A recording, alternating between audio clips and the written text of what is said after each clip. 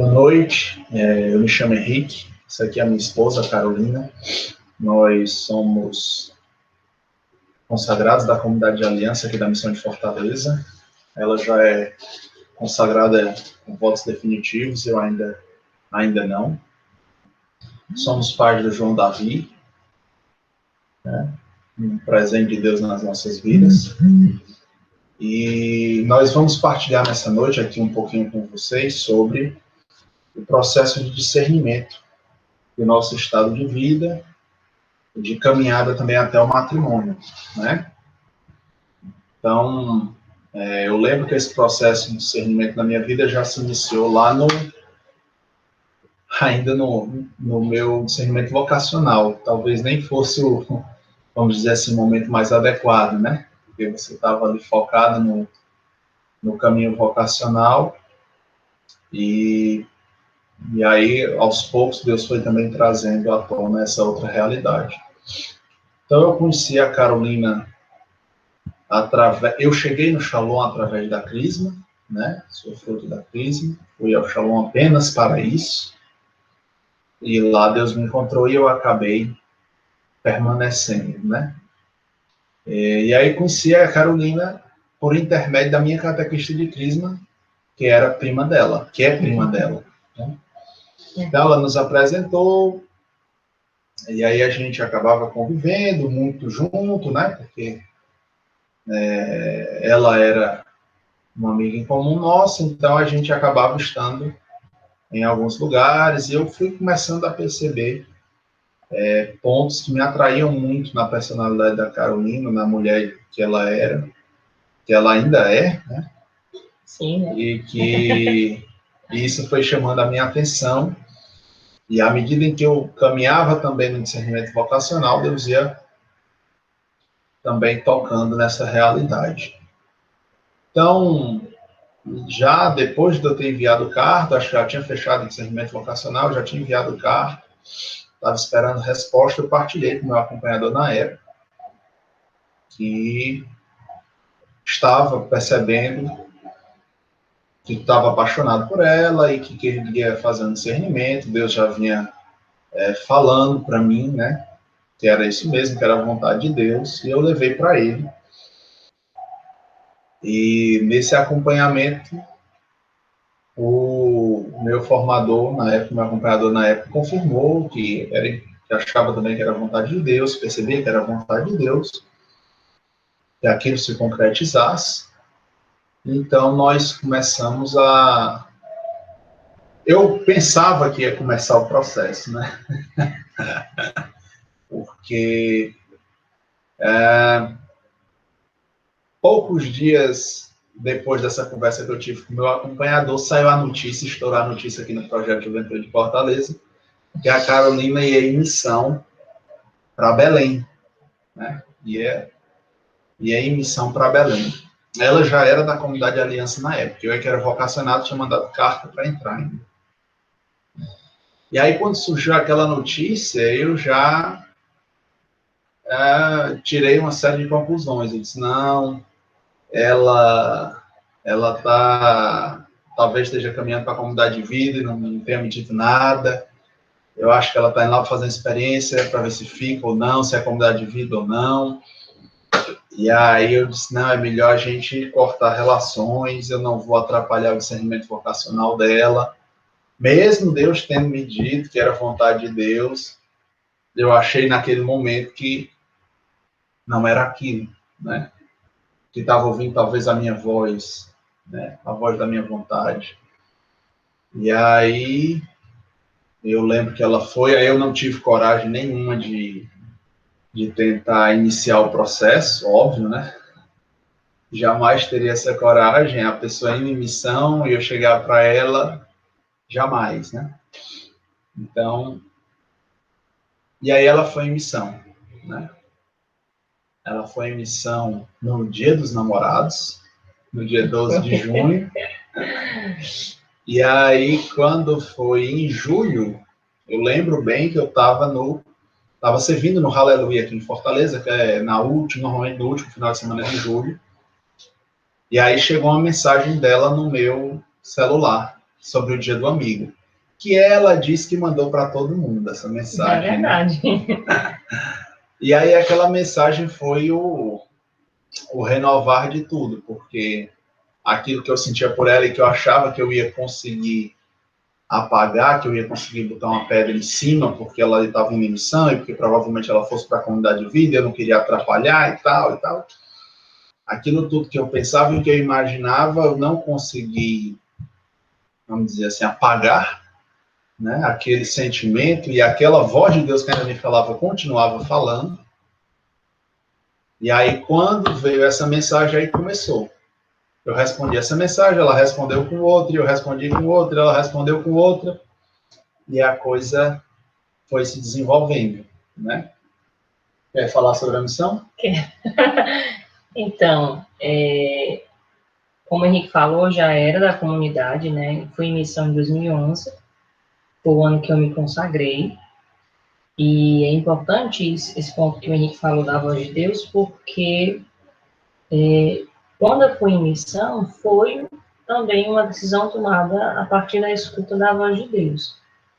E eu me lembro que na missa, eu estava numa missa de renovação no ano anterior, e tem um momento que o Moisés pergunta, né, se nós estamos dispostos a ir aonde a comunidade nos enviar e a igreja nos confirmar.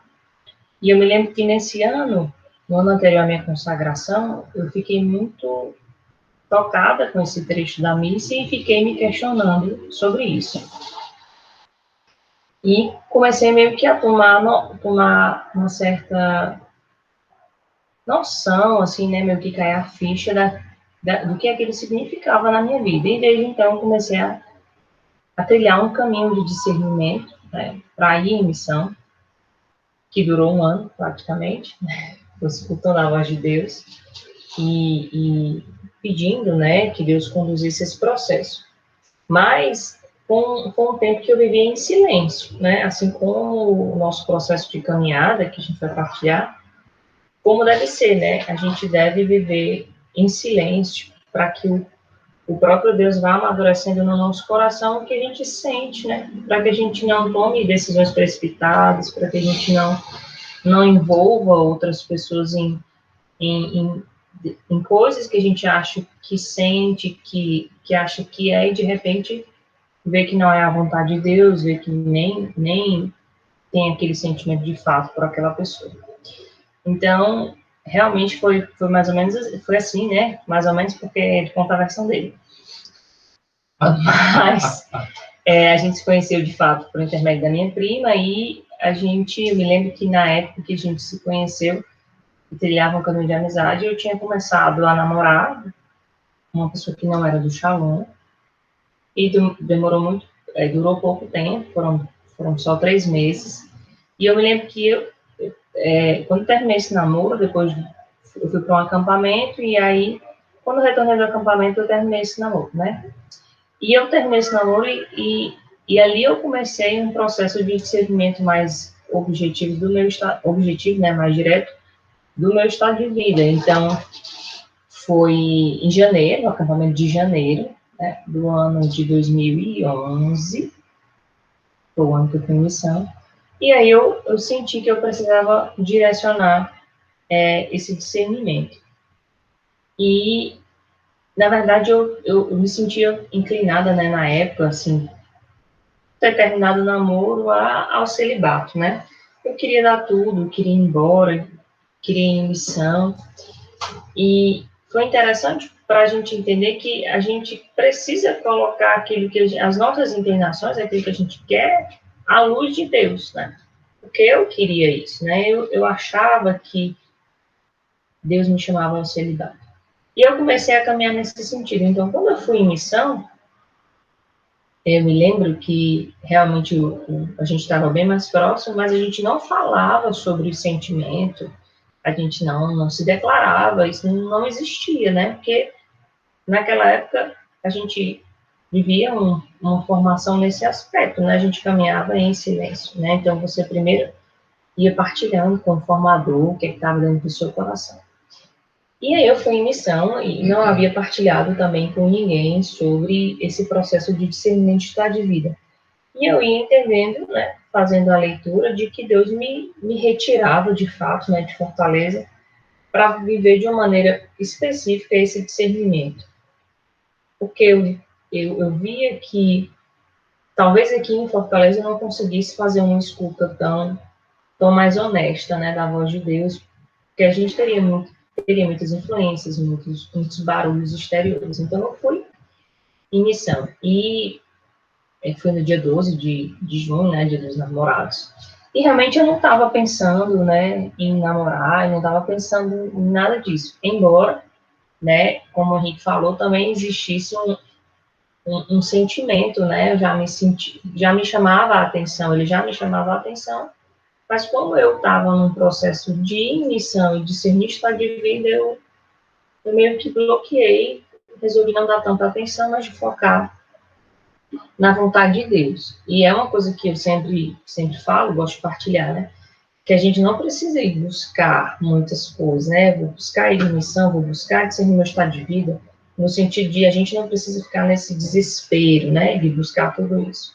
Mas a gente precisa buscar a Deus, né? Buscar a vontade de Deus e vivendo isso, essas coisas elas vão chegar no seu tempo, segundo a vontade de Deus.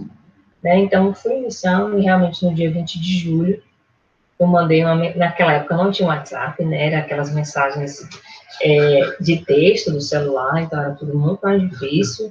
Vai acabar revelando a nossa idade. Então, e naquela época também, né? Eu fui para morar, fui como comunidade de vida, né? Fui como comunidade de aliança, mas morando na casa da comunidade de vida. Então a gente também não tinha, então eu vivia como comunidade de vida, né? Vivia tudo que a comunidade de vida vivia, inclusive não tinha essa característica de fazer, de ligar sempre, né, de estar toda hora com o celular, porque a missão exigia muito. E no dia do amigo, eu me lembro que já fazia mais ou menos um mês, né, mais de um mês que eu estava lá, um mês e alguns dias, e a saudade já estava batendo um pouquinho, né, porque quando você chega, você não sente muito, porque você está na euforia, na missão, conhecer as pessoas.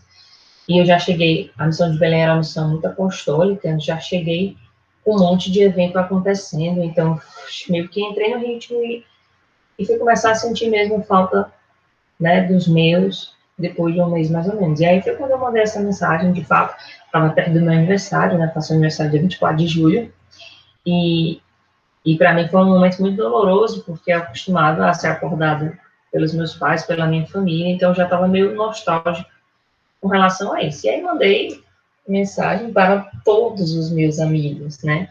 Haja crédito, né? Naquela época era mensagem, você tinha várias mensagens ilimitadas. E aí, de fato, o Henrique, né, foi a única pessoa que respondeu a minha mensagem.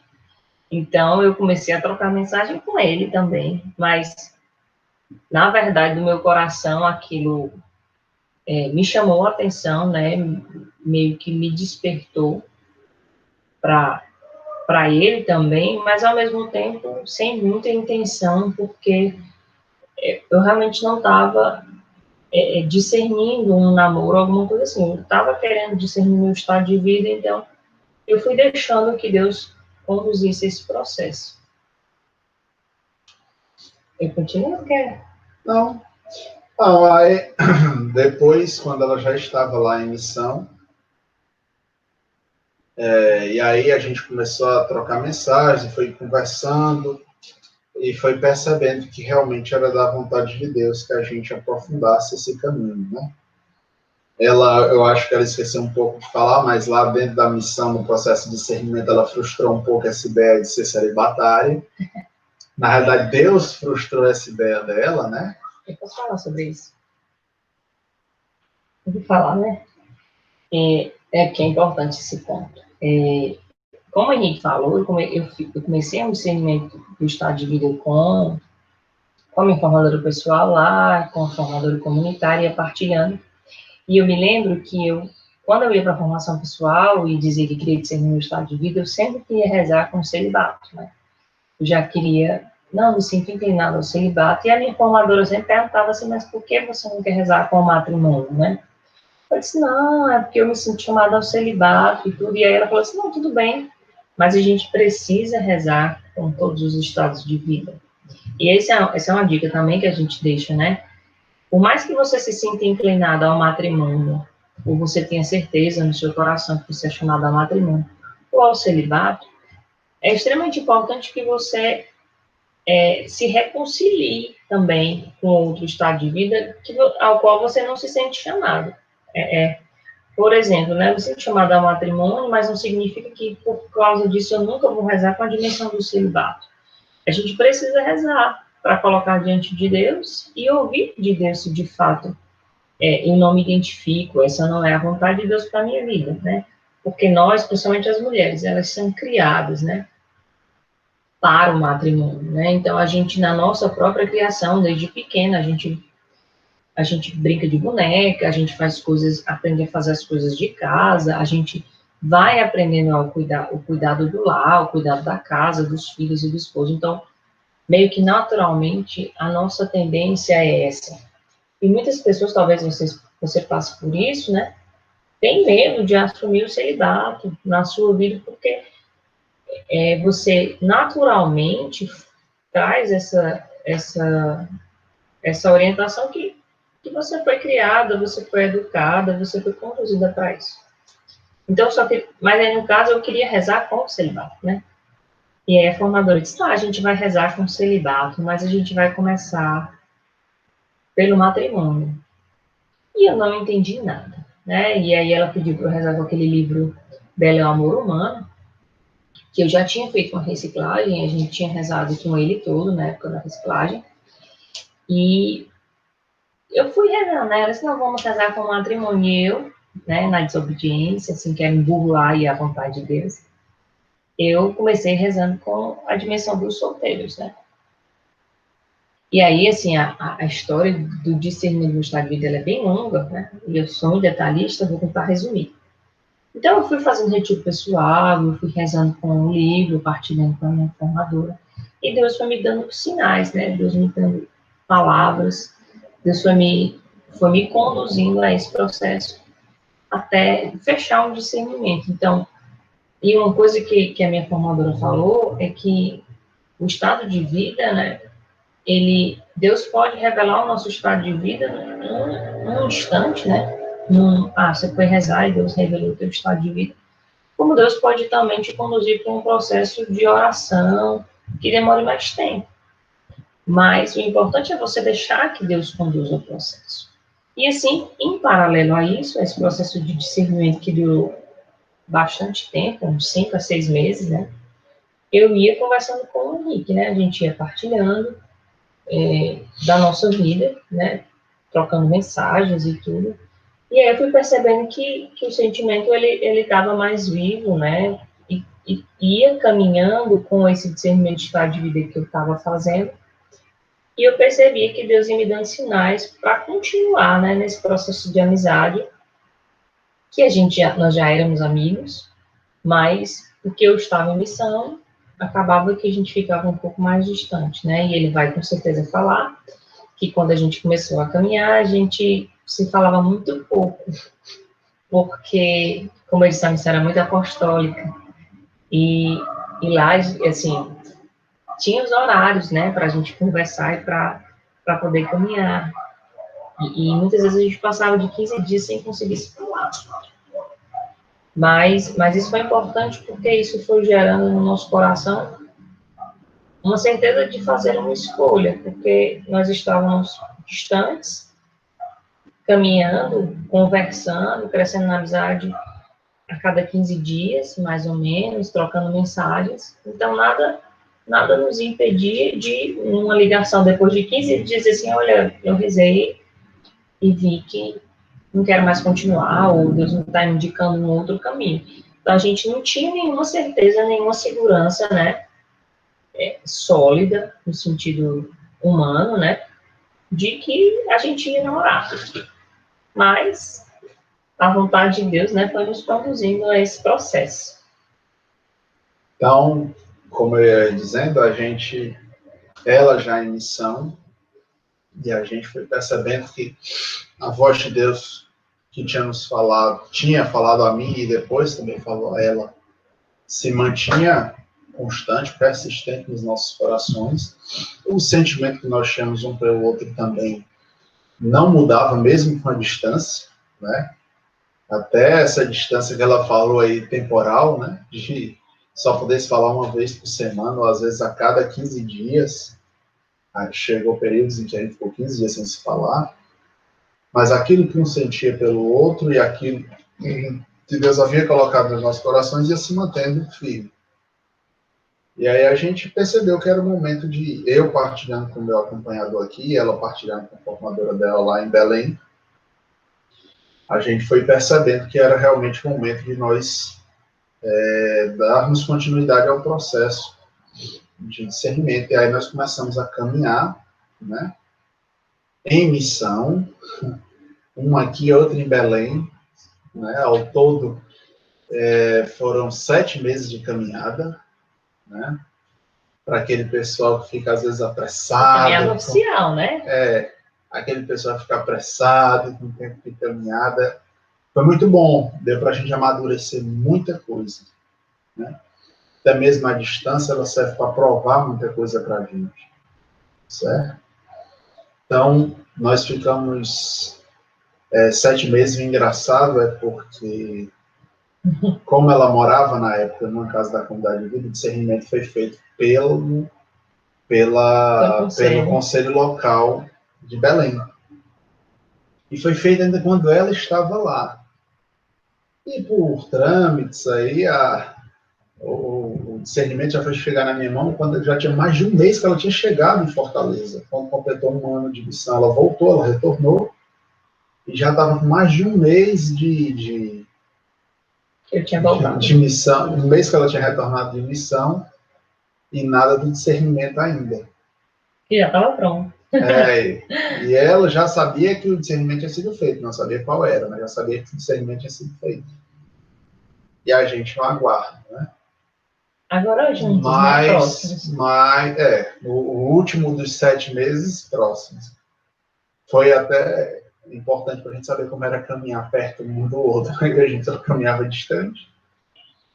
Mas aí, por uma providência de Deus, no dia 9 de julho de 2012, né, foi a noite de uma missa no Shalom da Paz. Sim. Eu recebi o discernimento no dia 8, mas já à noite. Era o ano em que a comunidade completava o seu jubileu de prata, né, 25 anos. Quer dizer, perdão, completava os 30 anos, né, em 2012. E aí teve uma comemoração muito grande em Fortaleza, foi quase uma semana de comemoração. E eu recebi o discernimento no dia 8 de julho, estava num evento aqui no Paulo Sarazate, não tinha a menor condição de fazer nenhum tipo de pedido ali.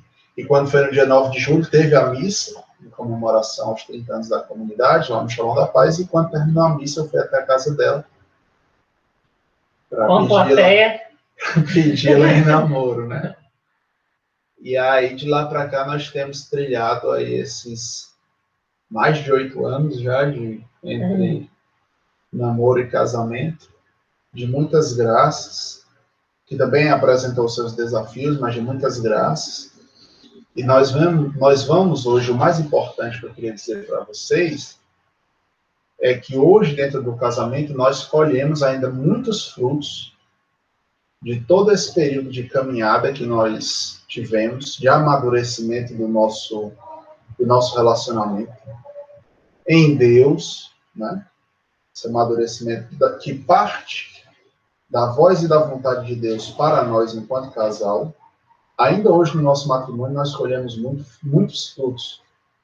Quando nós vamos analisando algumas situações pelas quais nós já passamos e da forma como nós passamos, nós percebemos que uma caminhada bem feita, um namoro vivido em Deus, esperando o tempo de Deus e na vontade de Deus, traz muitos efeitos positivos, benéficos para o matrimônio, para o casal.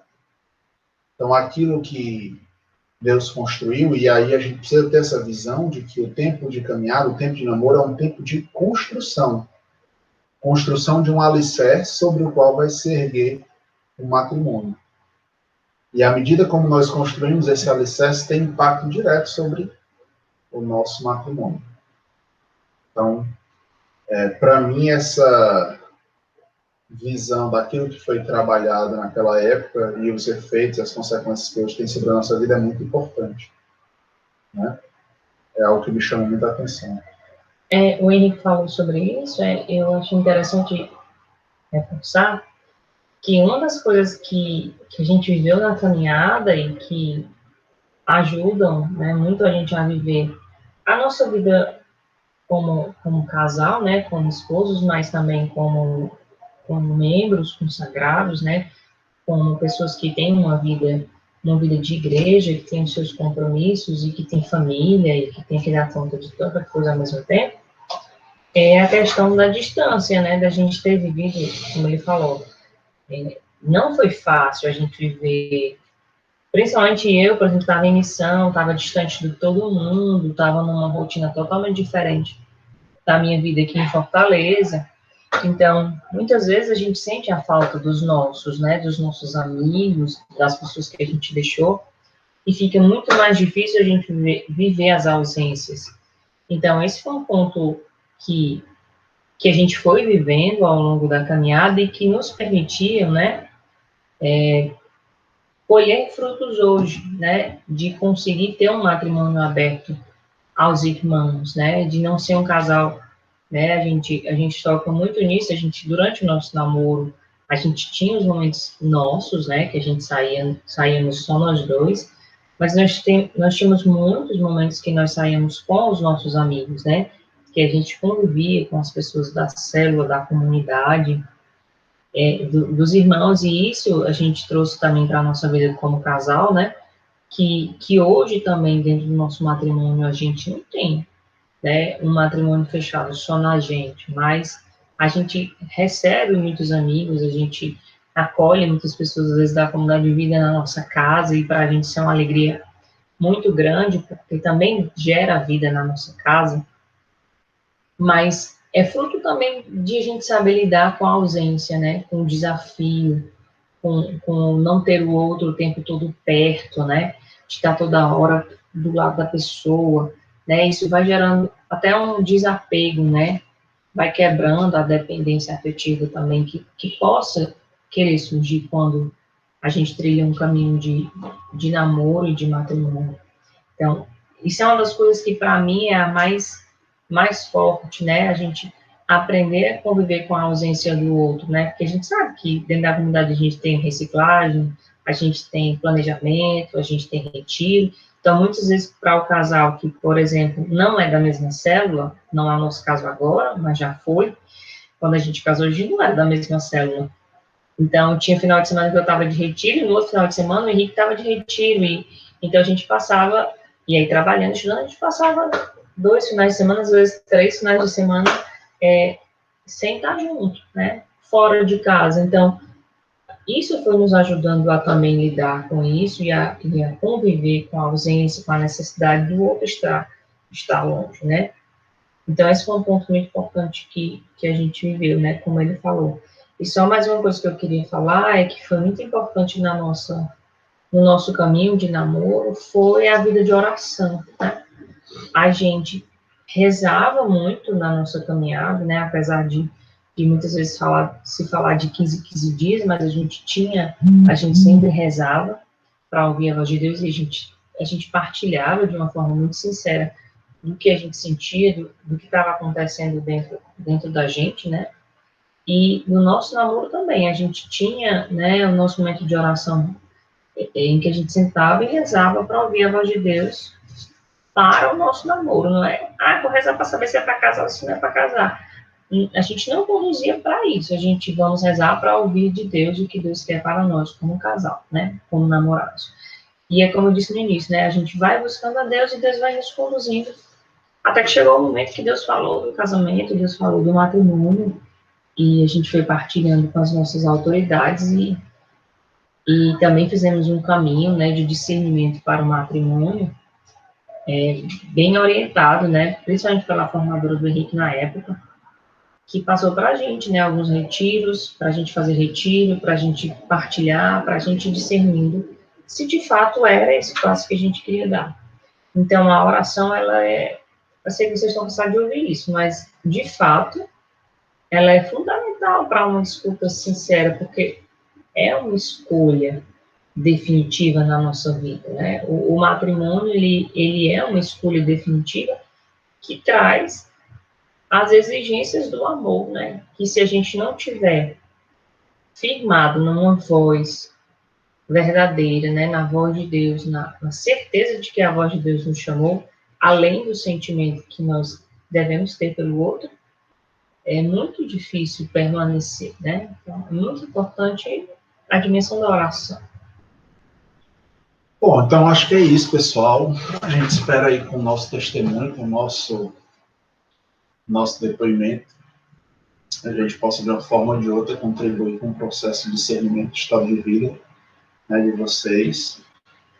E a gente pede a intercessão a Santa Diana, a Nossa Senhora, que possam perceber pelo caminho, pelo processo de discernimento daqueles que estão vivendo, e possam também perceber por todos aqueles que já assumiram seu estado de vida, tanto sacerdotes, quanto celibatários, quanto os casais, que Deus possa abençoá-los e possa cada vez mais nos fazer instrumentos de uma mensagem nova, né, para esse nosso mundo que passa pela vivência dos estados de vida, né?